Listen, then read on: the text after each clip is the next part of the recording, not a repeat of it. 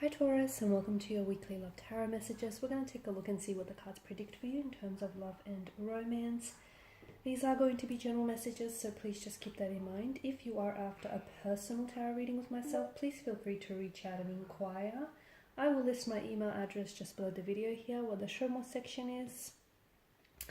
Otherwise, this reading here is intended for Taurus, Ascendant, Sun, Moon, Venus, Rising, and those of you that are cross-watching as well.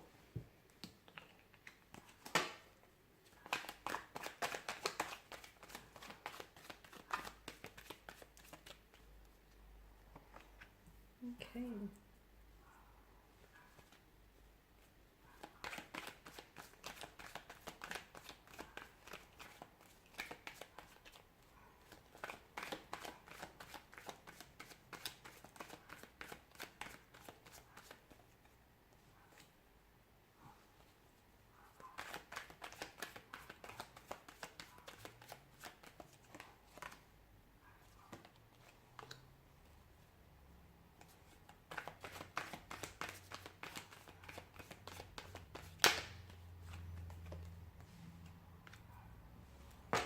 Bottom of the deck, you have the Two of Wands. So, Taurus, I feel like there needs to be a special, an important decision that needs to be made here in relation to love connection, or in relation to the future of this connection here. Okay, both the decisions I feel like have pros and cons, and either choice or decision that you'll end up committing to, just be mindful that you're also committing to the ramifications of that decision here. The Six of Swords below the Two of Wands here. One decision is to walk away or to cut ties from perhaps a romantic energy that may not, or a romantic connection here that may not be serving you and in your highest good. Something that may be toxic, unhealthy, repetitious, going around in circles here, something that you may be chasing your tail on here. Okay,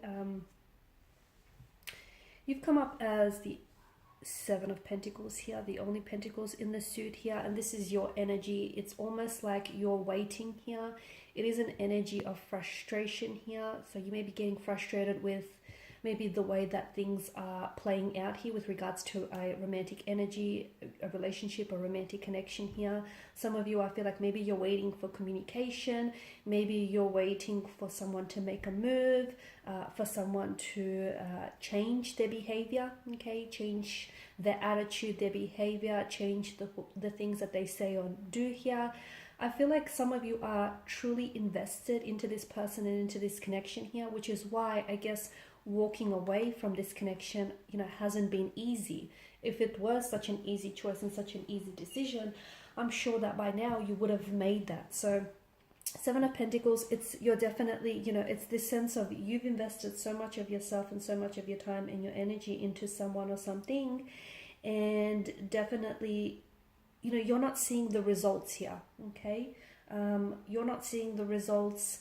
Maybe this person here is, they're filling you up with empty promises. They'll say that they change, or they'll say that they leave a third party for you. They'll say that they'll become a better person and they'll work on themselves, or they'll kick this addiction to the curb, or they'll improve on their behavior. So, and here you are, you're sticking it out and you're waiting for that time when suddenly everything will change here.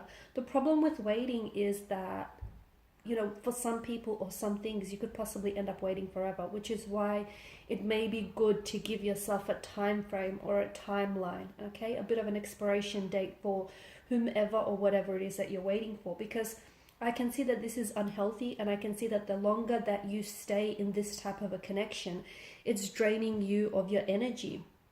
Whether it's your physical, your emotional, your mental, your spiritual energy, it's obviously taking more away from your happiness than it is contributing, to this happiness. And I feel like I understand that, the devil brings in an energy with it that is very addictive, very consuming, obsessive, possessive as well. And I understand it's not just, a simple choice of walking away from something that feels so intoxicating and so consuming, but the longer you stay, much like Adam and Eve in the picture here, the longer that, you know, you begin to resemble, and you begin to resemble the devil itself,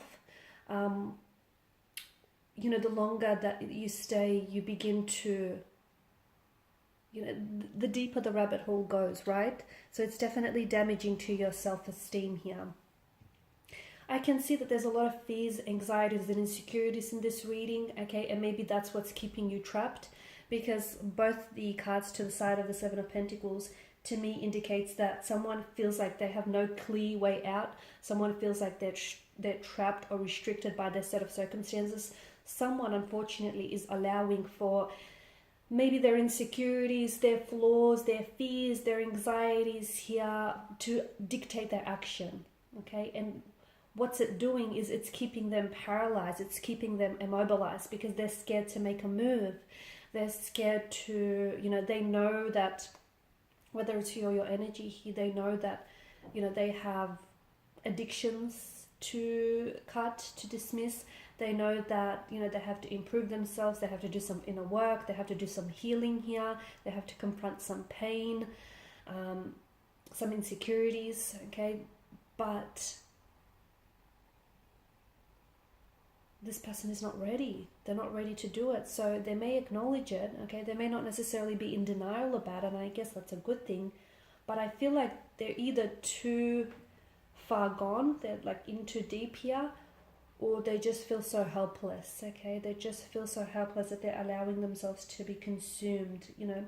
It's also a feeling of victimization as well. This person feels like things are happening to them rather than for them. Some of you may be in a third-party situation. You may be having a love affair here with someone who's already married or who's already committed. And despite you knowing that, you know, it's not the right thing to do, you can't pull away from this person. You know, you're drunk on their love, you're intoxicated, or, you know, vice versa here. I don't see anyone dropping the third party. I don't see, because I just feel like whether it's your energy or this person's energy, I just feel like they're immobilized here. I don't see any actions being taken, any big moves being made here, purely because this person is scared, okay? They're scared of, you know, stepping away from the life that they built up, even if their current set of circumstances aren't very comfortable and aren't very healthy.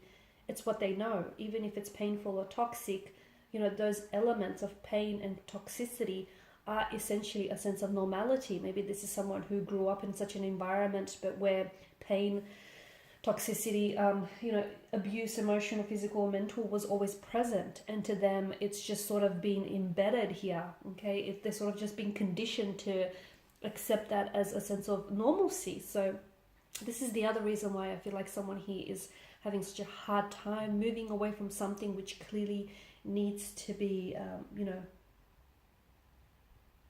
broken. It's a sense of powerless. It's a sense of imprisonment. I feel like making a decision, okay, making a decision that is going to align with your highest good, that is going to put you in a much more healthier and happier place, is going to be probably one of the best things, if not the best things you'll ever do, okay? It's what's going to, I feel like what will really get you some forward momentum and some progress here is making that decision, committing to a decision and moving forward here, okay? Then taking some action towards that decision, because I feel like a lot of you want to manifest happiness. You want an ideal partnership. You want love, and you know, you want to love and you want to be loved in return. You want a happy, healthy home. And I see that some of you even want to help this person. And you're even, I mean, I feel like you've invested so much of your time and your energy into this person, or even into the past, similar relationships. I feel like for you, there's some sort of attraction towards birds with broken wings, okay? Because a part of you wants to nurse and care and nurture these type of souls here. But I feel like it's important for you to also understand that you can't go out, you can't go around rescuing other people, okay? As much as, you know, that would be ideal, sometimes people don't know that they need to be rescued, okay?